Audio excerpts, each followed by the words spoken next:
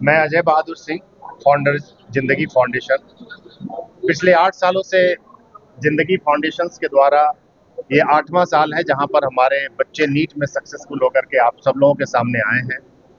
हमारे पास इस बार 20 बच्चे में से 20 सारे बच्चे क्वालिफाई किए हैं और सबसे बड़ी बात है कि रघुनाथ बेहरा पीडब्ल्यूबीडी में कैटेगरी में ऑल इंडिया रैंक 3rd लेकर के इस बार जिंदगी फाउंडेशन में एक नई जिंदगी की भी शुरुआत करी है।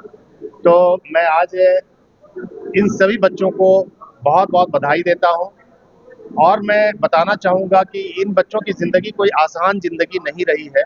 मो ना जयंत कुमार प्रधान मु नीट 2025 रे 720 रु 542 नंबर रखी ऑल इंडिया रैंक 16,370 हासिल कर जमती कि जिंदगी फाउंडेशन फ्री रे हमको पढ़ाठू आरंभ करना सब गाइडेंस देछि कि केमिति कोन आमे नीट रे परफॉर्म करिवु कि आगामी भविष्य रे मध्य केमिति गोटे भलो डॉक्टर हेकि केमिति लोकन को सेवा करिवु सब किछि से सिखैछि।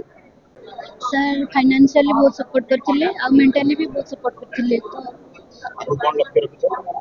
भलो डॉक्टर।